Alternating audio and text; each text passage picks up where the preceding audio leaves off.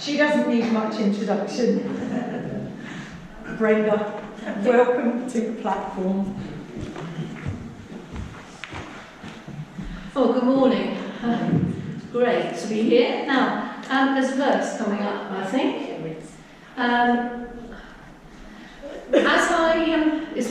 There's several verses sprinkled over this morning, but this is one that's quite important to me. And I remember the minister at the church I went to when I was at college preaching on this. I haven't a clue actually what he said now, but I do remember he was very passionate, and I remember him preaching on this. And as I began to look at what I could say today and the hymns, it just came to me that this is actually the crux of what I want to say. You'll see it sort of weaves through. Therefore, since we're surrounded by such a great cloud of witnesses, let us throw off everything that hinders and the sin that so easily entangles, and let us run with perseverance the race marked out for us, fixing our eyes on Jesus. It's not going to be very chronological, this, and I think you might see me talk about something else later. That's a bit strange, but never mind, it isn't. 49 years ago, at the candlelight carol service, as a young mum, and there are people in this congregation, aren't there, Doreen, who know that me and a baby don't go together very well. I could stand in front of a class of 20 teenagers and not bat an eyelid, but only put baby in my arms, and that was the end of it. Standing here as a young mum, I was asked to sort of give my testimony as a young mum at Christmas time. And I don't remember anything else about it, apart from trying to get into what is now Debenhams and Wendell's Footman's with a pushchair, backwards, getting through the door. But apart from that, I do remember that I quoted this verse. Pardon for sin, and a peace that endureth, thine own dear presence to cheer and to guide, strength for today, and I did need it at that time, and bright hope for tomorrow. Yes, there is a future, they do grow up. Blessings all mine, with 10,000 beside. And so we're going to sing our opening hymn, Great is Thy Faithfulness. I just want to welcome Chris and Robin. Lovely to see you back in fellowship with us this morning.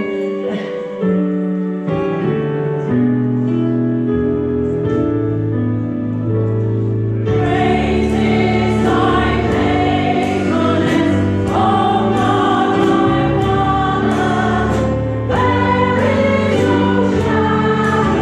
of turning.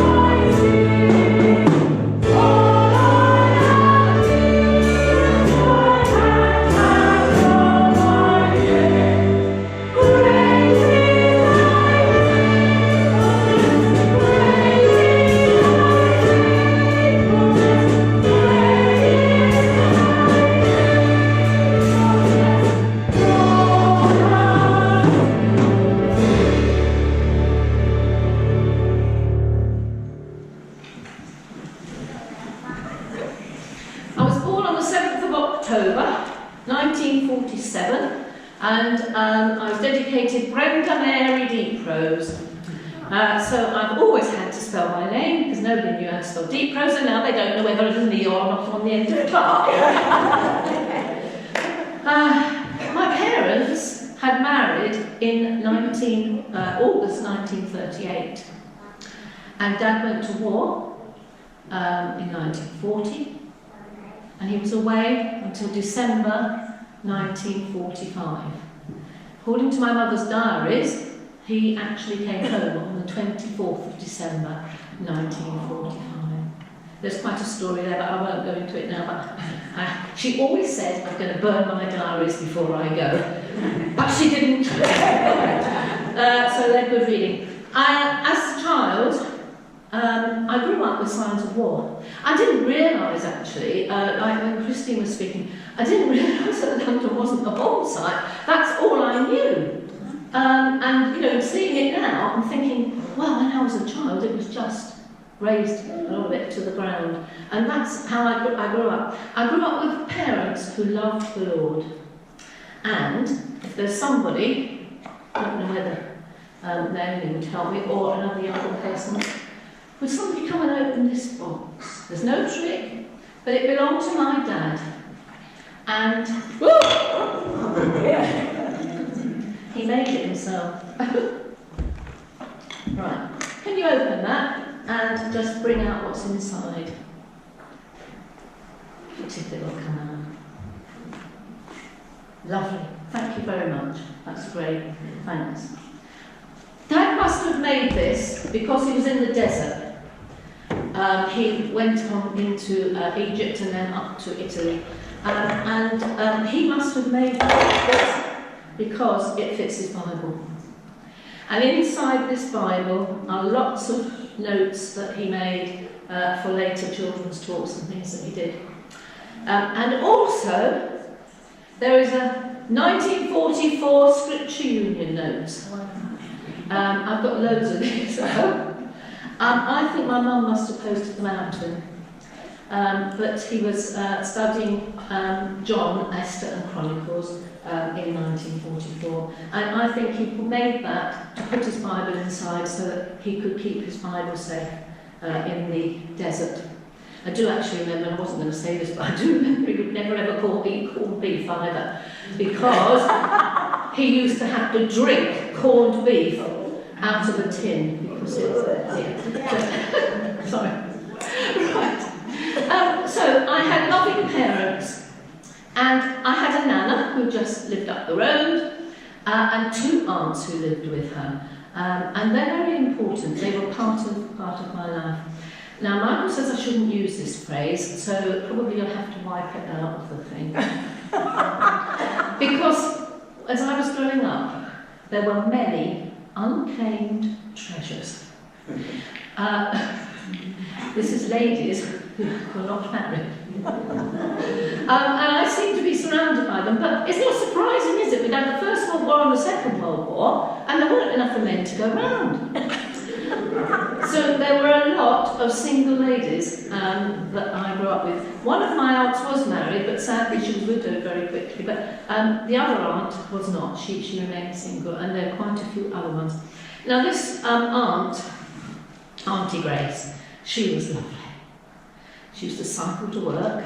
She was a cleaner, and she would cycle away to work. But she was the one, because I loved dancing, and it was a bit frowned on in the Breviary Assembly.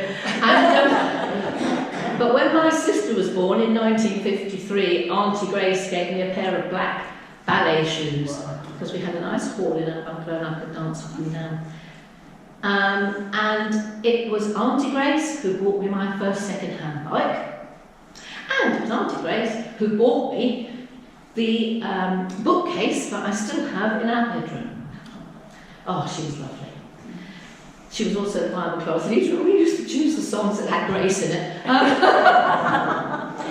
But one afternoon, she took me to church during the week to a campaign. It was called the Key Campaign. And she took me to that. I was 6 years old. And the story that afternoon included about a farmer and a farm.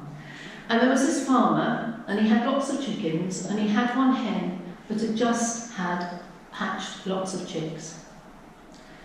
And then there was a terrible fire in the barn where this hen was. And after the fire, when the farmer went, or he put the fire out and the farmer went to see just what had happened, there was the body of this dead mother hen, but underneath were all the chicks.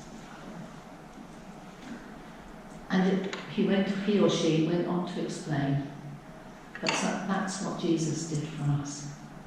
He wants to call us to him. He wants to gather us like those chickens, little chicks. And he gave his life for us. And it was at that afternoon service that I first asked Jesus to come into my life at the age of 6. And so we're going to sing Holy Overshadowing. It's a modern song, I know, but every time we sing that, I think that's when you first called me, Lord, about the chicken and the overshadowing. So we're going to sing Holy Overshadowing. Thank you.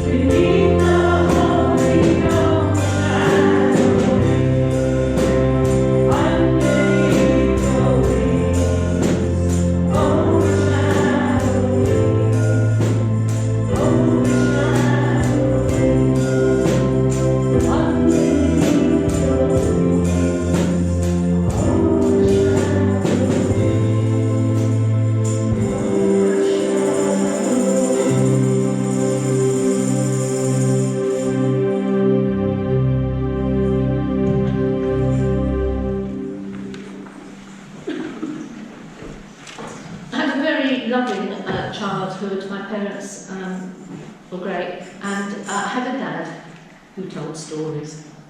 And I remember lying in bed one Sunday morning, Mum had gone to make cups of tea, and he told me the story of the Good Samaritan. And what I remember was he talked about the two people that walked past, and then he went, "Get up, get up, get up, get up. What's this? Who's this coming? Get up, get up, get up." It stopped. It had stopped. What was this man going to do? And he got down from his donkey, and he picked the man up, and he took him. He looked after at an inn.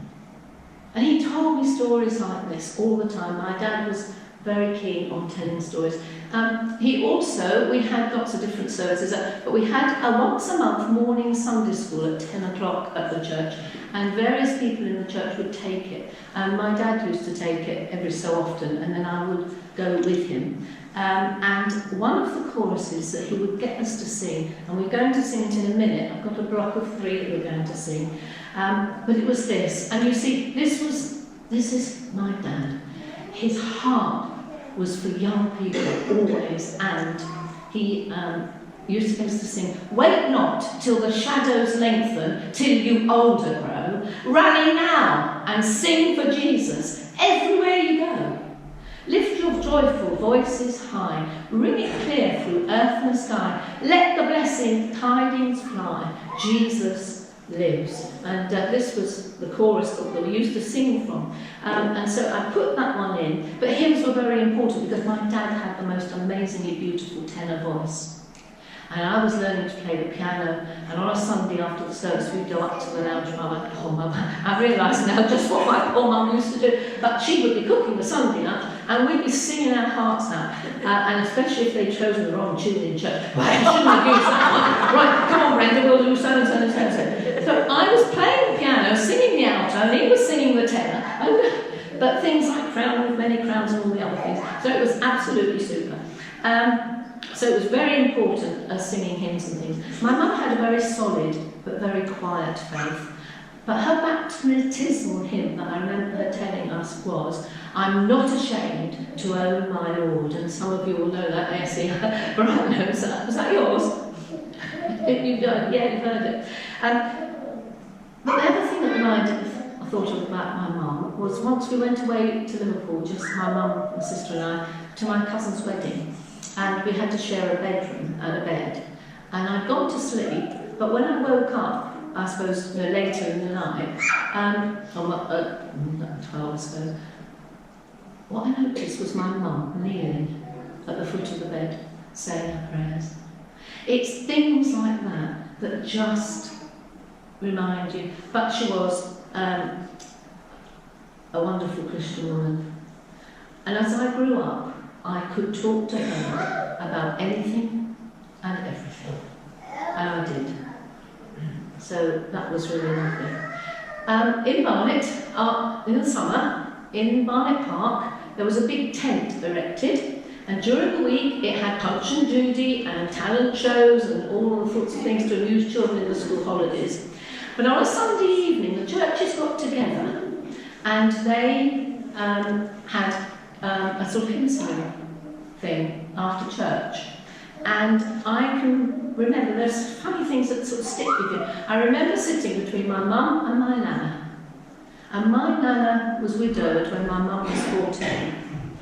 And there wasn't any social services and support in those days. So she really had it quite tough with 4 women, 4 daughters. And I remember sitting next to Nana, and she sang her heart out at another chorus we're going to sing. "All your anxieties, all your care, bring to the mercy seat, leave them there. Never a burden he cannot bear, never a friend like Jesus." And it's things like that that just sit in my mind, and I remember. Auntie Grace again, I had to take the 11 plus. And it was very important that I passed it, and I passed. There were 4 different grammar schools, but I had to actually pass it and get to the grammar school that my dad wanted me to go to. And I had to go to another school to take it. They talk about pressure on youngsters today. I had to go to a completely different school to take the 11 plus. And that morning my Auntie Grace delivered a card, and in it said, Isaiah 30 verse 15, in quietness and confidence shall be your strength. That was when I was 11. I keep talking about all these different ladies. There was another lady, just Sunday school teacher I had, and we would break up into groups and talk. And at the end of the lesson, she would say, she'd rummage in her bag, she'd get this bag of sweets out, and she'd say, here's yourn, here's yourn, here's yourn, here's yourn, and we each got a sweet. And I didn't really think anything about it until much, much later, and I thought, you know what? There was still sweet rationing. And she gave us her sweet, her from her sweet rationing, every Sunday. It's things like that. It's these unclaimed treasures. But these people who were witnesses, therefore we are surrounded with such a great cloud of witnesses. It's these people that put things into my life. Now, to follow that tradition, if you're under 18, and would like to come and see me at the end, there will be a chocolate. Because I cannot break the tradition. And so we're now going to sing for two choruses, and then if you stay standing, there's just a little bit more I want to say before the third one. Thank you. Wait not till the shadows lengthen.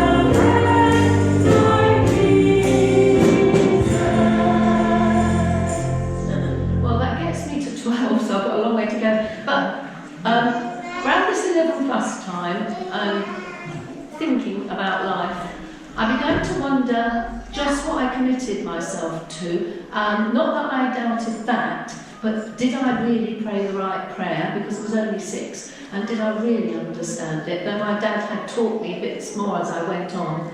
So I said to my dad one evening, you know, I'm a bit worried that I haven't actually really committed my life. Do I really? And he said, Brenda, you did. But ink it over. If that's worrying you, ink it over. And that night I knelt by my bed And I sung the next chorus, cleanse me from my sin, Lord. Put thy power within, Lord. So,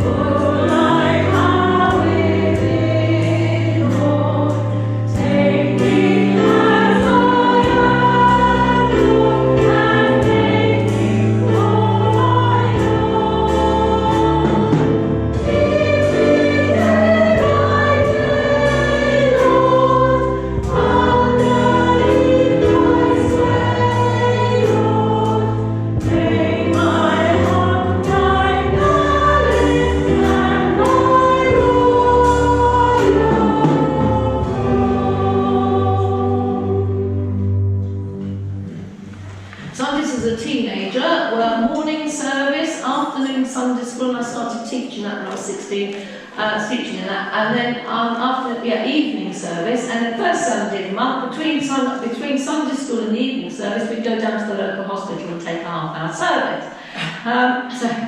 And not only that, I had a friend who was an Anglican and often went to her church first while she came on. We're still friends today. Now, on Saturday nights, though, because we had a youth club on Friday, and on a Saturday night, in the winter, we'd go up to London.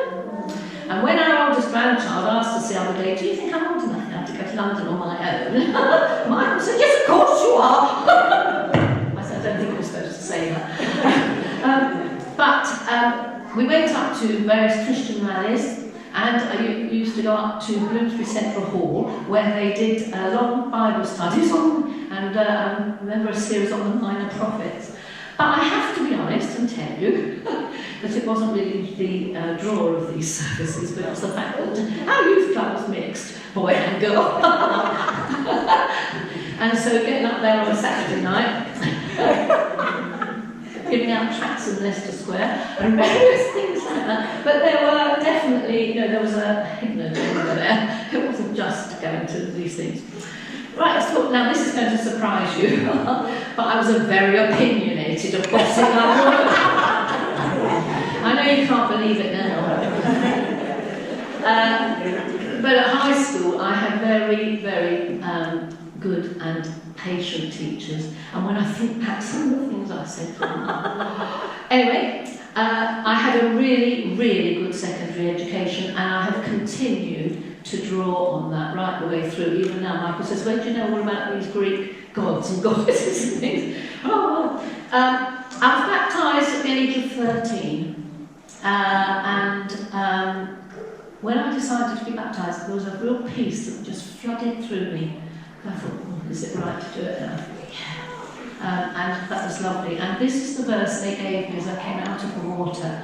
Romans 15:13. Now may the God of hope fill you with all joy and peace as you trust in him, so that you may overflow with hope by the power of the Holy Spirit. There's just one more unclaimed treasure I want to tell you about, and that's Miss Caldwell. She was the, what we call reception now in the creche, Sunday school teacher, but she was the church organist and a piano teacher. And she taught me to play the piano. And she was really great. But she went blind. I obviously left when I went away, so I played for her up until I was 18, and then she was going blind towards the end. But she said, "You've really got to learn now how to play hymns, because it's very different from these exam pieces." So she said, "Right, so every lesson now I'm going to teach you how to play hymns." And the thing I can remember was this dear lady, quite elderly by now, walking up and down her lounge where the piano was, to "And Can It Be?" And she said, "Now come on, Brenda. Long my imprisoned spirit lay, fast bound in, what's it, can't put it here, fast bound in sin and nature's night. I woke, the dungeon flamed with light. My chains fell off. You need to stop. My chains fell off. My heart was free. I rose, went forth, and followed thee." And she was doing this, and there was me trying to play all four notes. So we're going to sing "And Can It Be?" in memory of Miss Caldwell.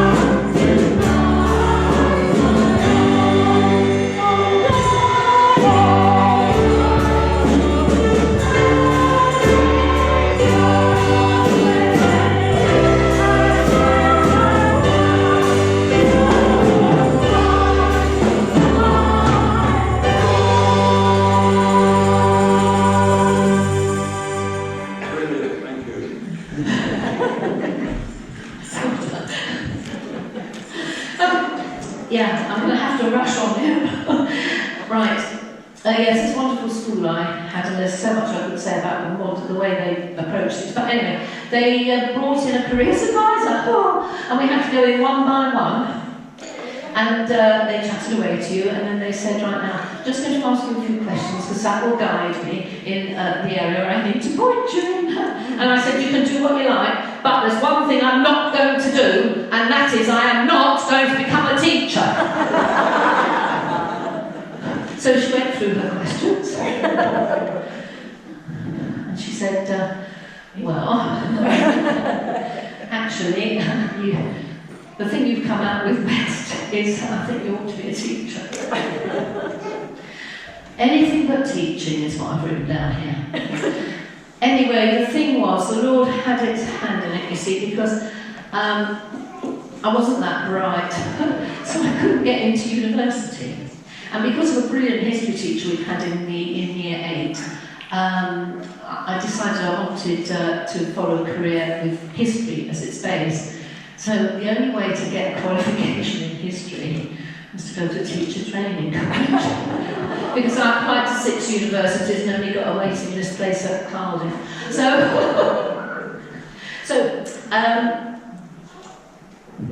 I was set to go to college. The day I finished my A-levels, I remember writing my RE, sitting there thinking, oh good, we're going out tonight. I know this came up in Michael's one because one of the churches had organised a coach to the Billy Graham crusade in London. And again, you see, it was mixed young people going on this coach. So off I went, and who did I meet? That sort of changed things. So I met Michael the day I finished my A-levels, and then 6 weeks later I went off to college and homesickness. Oh, Christine, when you said that. Homesickness. Absolutely, yeah. Never mind. Now, we walked in to the open day of the college, the first day, and there were all the different organisations with their stalls. And this chap said, interested in the Christian Union?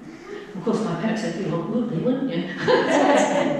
So I said, yes, I am actually. So he said, right. He said, if you go, I went to Brighton, by the way, college. If you go down to the Steam tomorrow morning at 10 o'clock, you will find people from the Christian Union, and they will take you to whichever church you are used to going. So, that's what I did. But this chap, who, from then on, I went to Holland Road Baptist Church for the 4 years I was at college. We, in the second year at college, we had a PE lecturer came who was a Christian, and every Sunday afternoon he'd have anybody from the Christian Union that wanted to go to his house. We had a Bible study, and his poor wife was stuck in the kitchen making sandwiches and wonderful cakes, and every Sunday they fed us Sunday afternoon. You see, I'm talking about this great cloud of witnesses. She might have just been stuck in that kitchen, but what that meant to a student on a Sunday afternoon was absolutely wonderful. Just one other thing as well. Had terrible, rotten digs. They had to close them down after the first year. But that meant that we had a choice of digs. Now, our college was actually on the seafront until the year I went, when it went up to Falmore, right next to Brighton and Hove Albion football club, but a football thing, but it wasn't there then. So the college was rebuilt up there, but they still kept all the places at Eastern Terrace. And if you're ever in Brighton and going towards the marina, just have a look up at these wonderful Regency buildings, which are going for millions. And I had a front sea view bedroom there. That's the second year, and the third year we were still in Eastern Terrace. And I think now I went to show it to the grandchildren. I said, oh, that was Nana's bedroom.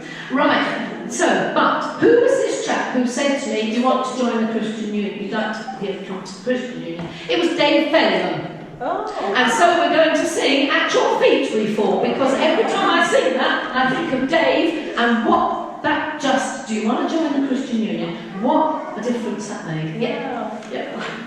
So, At Your Feet We Fall.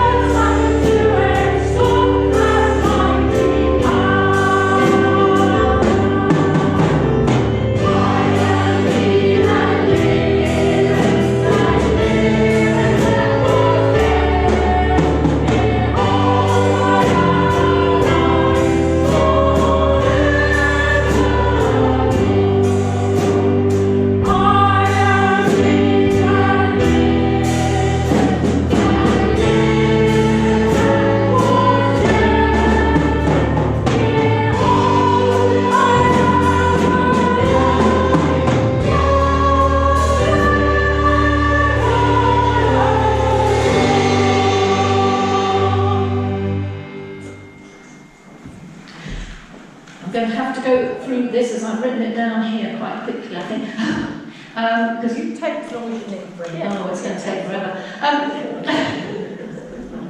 My first teaching job was in Pimlico, at Pimlico High School, which was a brand new school. One advantage of that was it wasn't ready properly. It wasn't fully built, so we couldn't start the term at the beginning of September. That was a bonus. But it amalgamated 4 high schools, 2 grammar schools, a boys' grammar school, a girls' grammar school, a girls' secondary one, and a boys' secondary one, and put it all together in one school. And there was me. I had to watch the football results every Saturday to make sure whether it was Chelsea, Arsenal or Spurs that had won, because that made an awful lot of difference to what are they now? 7, 8, 9, the year 10 boys who were learning GCSE history. So it did make a difference as to the great makeup of that class. Anyway, I taught at Pimlico, but then we got married, we moved to Ipswich, and I then taught at Chantry. And during that time, we then came to Stoke Green, and this again is where this cloud of witnesses come in.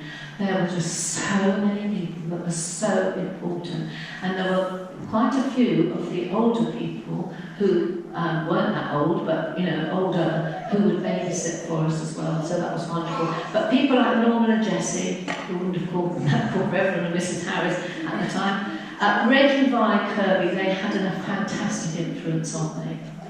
And Reuben and Lily Gull, Reuben was the church secretary, and they were lovely. They really took us under their wing as soon as I came. After Muriel Bennett, and do you know, and I'm jumping on here, and I'm having a child, but I have to say it here, there's that verse, I'd rather be a doorkeeper in the house of the Lord. He was on the door the day I came back from having a baby. And he just shook my hand and he said, "Welcome home, Brenda." Oh, I mean, it's things like that, all these years later, 50 years later, I still remember that handshake. If you're on the door, see? Everything, it just doesn't matter what you do. Everything is just so important in the Lord. And then later, Mr. and Mrs. Bruce, who used to babysit, and because he was an upholsterer, more than that, but we'd come home from going out for the evening, and there would be all these things he got out of the settee, and the chairs arranged for him. Right. Anyway, we joined the church, and not very long after, I came home from school one day, and there was a letter on my door saying, "Would you like to take over the Girls' Bible class from Reg Kirby?" And so I did, and that was 50 weeks. He's been in church before. 50 weeks, 50 years ago, 50 years and a week ago, this teddy bear was given to me. Do you want to hold it? He's the Bible class girls had him made for when I had a baby. I don't know if you were there, Jackie, then, when you were in that Bible class or not. But, yeah. So, because that brings me to the fact that then, 50 years ago and a week, I had a baby, and that started the family. So, we were very fortunate. We didn't have to go back to work in those days, and so we had the Women's Guild here, run by Kirby to start with. When my son was 3 months old, I went to a 3-month dedication party for other people that had been together. I met a friend who stayed a friend, and she comes here sometimes when she's staying with me, Sheila. And I said to Sheila, "Would you like to come to the Women's Guild?" And she said, "Yeah," she said, "but I've got somebody else I think that might like to come as well. Can I invite somebody else? Because there's a really good needlewoman in this congregation who used to make maternity dresses." So up pops Hazel. And so for 50 years, Sheila and Hazel, and then others as well, it was really good, wasn't it, the Women's Guild? Joyce was the treasurer. And as we look around, and I look around now, there were so many people who were in that Women's Guild. And we would have craft things, rather like now, your work and break. activities for 3 of the Thursdays, and then one would be a whole afternoon devotion. And you know, one of the best things about the Women's Guild was Mrs. Moss, and I couldn't remember her name, I call the lady that's recently died from flick claims. No, Vera Mart. They ran the creche, and for a whole hour, I can see Doreen laughing, because she was there. For a whole hour, you could get rid of this struggling bundle.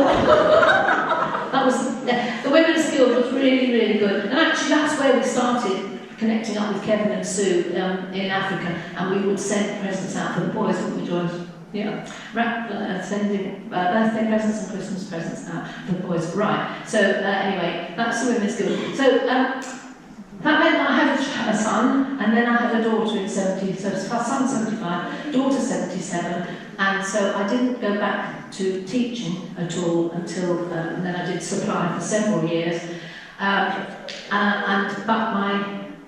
then I went into primary teaching, because it was easier. I went to the school the kids were at. And the last 15 years of teaching was in a village primary school. It was wonderful. The staff were wonderful, the parents were supportive, and the pupils were great, just in case any of them were watching. No, it was really great. It was absolutely super. And then came retirement. Yeah, if anyone's thinking, oh, sorry, I've forgotten my first advert. Young people, if there's any young people here thinking of going to college and university, whatever you do, link up with a Christian union. That really makes all the difference, to have Christian friends. Sometimes in the universities today we're not allowed to hold Christian unions, but they are vital. I missed that bit out. Please do that. And actually one of the, Dave Fellingham was the leader of the Christian Union, and then he handed over to another chap called John, and then he handed over to somebody called Aubrey Cardi. Right, so, where was that? Retirement, yes. So take the I out, just put a Y in. It's retirement. So now what? But, just before I retired, CYM had people coming into the schools to take assemblies. And Ben Whale, who was the son-in-law of Adrian French, he was one of the youth workers for CYM at the time. And he said to me, just before I retired, he said to me, Brenda, he said, there's this thing called Open the Book started. So I said, oh yes. He said, will you have them in to try an assembly? I thought, well, I'll see what they're like, because I dismiss certain people that can't communicate with children. Anyway, so we did have Open the Book, and it was Di's mum and Dad who were leading it. And we had to open the book in the school for a year, and then I knew that, you know, there would be this continuing assembly. So then Ben said to me, well, now what are you going to do? You need to think about whether you could do a book. Well, there's two things here. Firstly, there's Robert Finley, who was doing assemblies in Halifax School, and he was just about to move on. So he took me in July to the last school assembly, and he hid me behind a curtain in the hall. He then took the entire assembly, and then he said, now I'm about to leave and move on to another job. But I brought my friend, and she'll carry on. But the Lord had already been planting something in Jan and Wendy. They'd already thought about Open the Book, and they'd already gone and watched an Open the Book, and so they were already quite happy to be part of the team. And then there was Penny too, and I thought, well, because Penny used to do a lot of cover, supply cover, which is brilliant, because she always came back with books marked. And so we all got together, and that started the Open the Book team.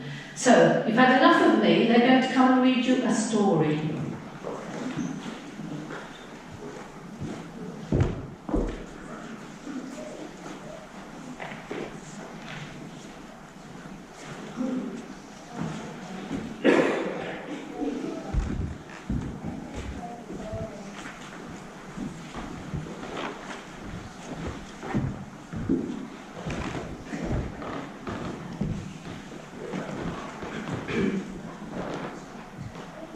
This story is called Two Cries for Help. A synagogue was a place where Jewish people went to worship God, pray and learn about him. The man who ran the synagogue was called a synagogue ruler. Jairus was the synagogue ruler in the city of Capernaum. And when he heard that Jesus had returned to the city from a trip across the Sea of Galilee, he ran to meet him, desperate for help. My daughter is dying. She is only 12 years old. Please come to my house and save her. Jesus agreed, healing people and talking to them about God's kingdom was what he did. As they made their way to Jairus' house, however, a crowd crowded in around him, and in the crowd was a woman who had been ill for 12 years. She spent all her money on doctors, but no one could cure her. Just as desperate as Jairus, she crept up behind Jesus, reached out her hand and touched the edge of his coat. And as soon as she did so, she knew it. She was healed. Who touched me? Jesus asked. Jesus' friend Peter shook his head and said, We're in the middle of a crowd. Everybody touched you. No, this was different. When the person touched me, I could feel the power going out of me. Trembling and falling to her knees before Jesus, the woman said, It was me. I'm the one who touched you. Then she told the crowd how ill she had been, how she'd spent all her money on doctors, how she'd crept up behind Jesus, how she'd reached out her hand, how she'd touched the edge of his coat, and how immediately she had been healed. My dear woman, you trusted me, and now you are well. Go in peace. Now, this interruption was all very well for the woman, but Jairus was growing more and more anxious with each passing moment. Now his fears were realising when someone from his house pushed through the crowd and said, Your daughter is dead, sir. There's no reason for you to bother Jesus any longer. But Jesus wasn't bothered. There's no need to be afraid. He said to Jairus, Put your trust in me, and she will be all right. When they arrived at the house, people were already mourning for the girl, weeping and crying out with grief. There's no need to weep for her. Jesus said to them, She's not dead. She's just sleeping.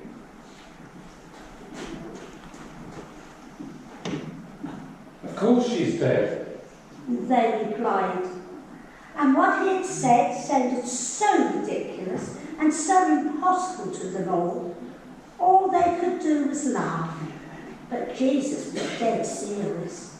He told everyone to stay outside apart from Peter, James and John and the girl's parents.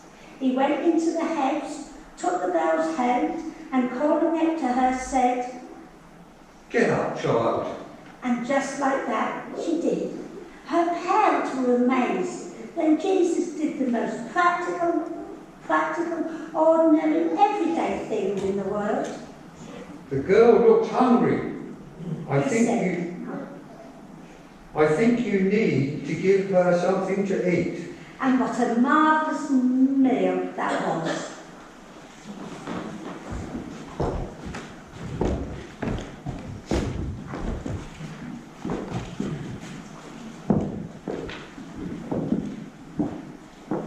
Thank you very much. That's lovely. That story has tremendous meaning for me. That's why I chose that one. They're great, aren't they, that little team? I don't know where I've been without them. reps are important. The more you get children out of a classroom, the better they behave. There was a film. If anybody has still got a video player, you're quite welcome to borrow this. There was a film called The Miracle Maker that came to Ipswich, and school parties were invited to go. And I took year 5 and 6 down to the cinema in Ipswich to see this film. It's the story of Jairus' daughter. And I had a little girl in my class at that time who was very seriously ill. And that's another thing about this fellowship. Wherever there were children that needed, for different reasons, prayer, I would only have to give a name to somebody, and I knew that the child was covered in prayer. But at the end of the afternoon, we'd gone in the morning to the film, at the end of the afternoon she came up to me and said, we were going out, and she said, Mrs. Clark, if Jesus could heal Jairus' daughter, why doesn't he heal me? Oh, how do you answer that? And of course, I said to her, well, we can pray, we are praying, but we don't know. Jesus doesn't always heal in that way. I mean, I can't actually remember what words I did say, and they would have been child-friendly as I can make them. About 5 years later, I attended her funeral.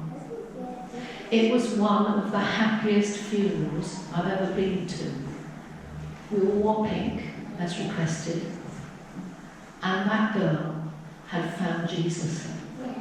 So had her family. And although it was very sad, and it remains very sad, that a girl in her late teens died. She went to be with her Lord, and her testimony was given at that funeral. And that has stayed with me. 6 years ago,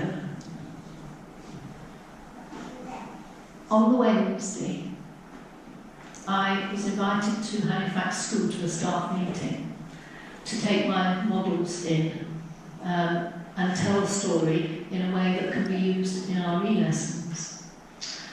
And so I chose the story of Jairus' daughter and did the whole thing with the models in front of the staff. That was on the Wednesday. On the Saturday, we had a messy church, and we based it on the story of the centurion servant who was ill, who had come to Jesus and asked him to heal, but said, you can't come to my house. I'm a man of authority, and people are under authority, and all you've got to do, Jesus, is say the word. If you say the word, my servant will be healed. And when the chap got home, the servant was healed, because Jesus said the man had great faith. That was on the Saturday. 6 years ago, this Sunday, I came out of church, and my son had been phoning me. And I thought, that's strange, he knows where I am on a Sunday morning. So I thought, this must be urgent. I went down into the small hall and phoned. And he said, Mum, Nell's seriously ill in hospital. I think we might need you. It's possible she's got sepsis. I came back up into Loaves and Fishes, went to Ian and said, I'm sorry, we've got to go. And we won't be here this evening, and I won't be doing the book tomorrow. And he said, let me pray. That was midday-ish, and he prayed. And it was about the time that they decided that, yes, it was sepsis. So we went home, hacked a case, and went off down at a Hove. Something that really shook me was when we walked through the front door, the breakfast things were still on the table. And that really hit me hard. I thought, this is serious. By that time, son had been on the phone. Where are you? We're in the house. Right, the older girls were being looked after by a kind of friend.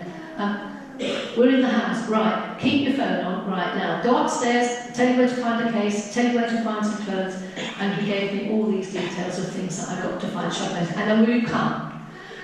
And although I knew Hove, and actually my Eastern Terrace house is just in front, was in front of Hove Hospital, he said, stay on that phone, I will tell you how to get to me. I am outside the back of the hospital. And he said, because we've got to leave. And so he said, get here as quick as you can. And so we drove with his instructions. I saw him standing there, I jumped out of the car with the bag, gave him a hug, said, we'll pray, gave him the bag, and off he went. And then they blue lighted her to the Evelina Hospital in London.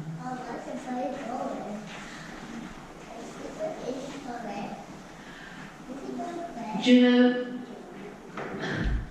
during that week, when you're like that, you can't pray. She was in intensive care for a week. We were getting messages through, obviously, every day, and looking after the other children. All I can remember was the story of that centurion, and I just kept crying out to the Lord and saying, just say the word, and she will be healed. And then that wonderful verse that says, little girl, get up. Talitha kum. Talitha kum, Lord. Please say, little girl, get up. And that's the only thing that kept going round in my head. And there were people here praying. I know Sheila was one of them, who then I sent messages to Sheila and she sent them round. And I know there are other people who then got the message and sent it on. And there was one day walking to the school to pick one of the kids up from a club. And I got this phone message, Mum, she's got to have another operation. This was in the second week, she was out of intensive care. Mum, she's got to have another operation. And they're going to do it tonight. And then another message, I don't think they've got room to do it tonight. So I phoned Sheila and it went round. Before I got to the school, I got another message, Mum, she's in the operating theatre now. Oh, the power of prayer and the love of God. And that little girl is now a very healthy 9-year-old and does the most fantastic gymnastics. So that's why that story is just so important. I have another verse. Oh, just one other thing, I've got another advert. Hands up if anybody ever goes to McDonald's. If you ever go to McDonald's and they say, do you want to put a little bit of money extra, an extra 2 or 3 pennies to the thing, please do, because McDonald's have houses within 5 minutes walk of hospitals. And while my son and daughter-in-law were up in the Evelina for 2 weeks, they had the use of a room 5 minutes away. And some firms actually give food as well, so if they walk in at night, there could be pret-a-manger stuff there. They couldn't use it an awful lot because they were obviously buying it, but it was there. And so whenever you go to McDonald's, just give that extra 1 or 2 pence to that. Right, yes, go back to this other verse. Always be prepared to give an answer to everyone who asks you, to give the reason of the hope that's in you. That's another favourite verse of mine, the reason for the hope. And the hymn that comes to me and always came to me when I was thinking about saying, little girl, get up, there is a hope. And so our closing hymn will be, there is a hope. And then I'd like you after the hymn to stay standing and join me in my baptismal verse for the benediction.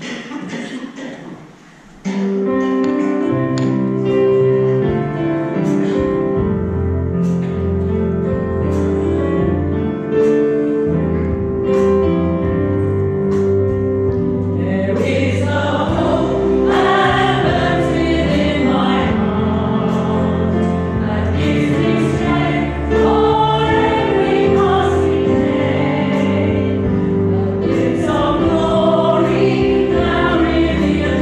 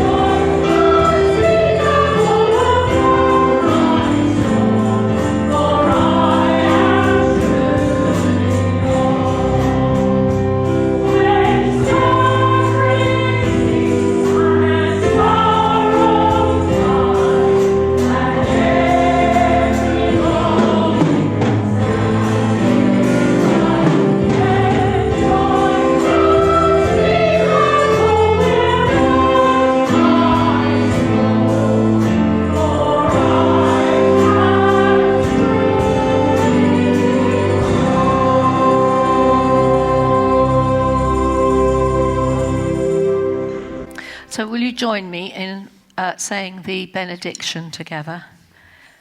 May the God of hope fill you with all joy and peace as you trust in him, so that you may overflow with hope by the power of the Holy Spirit.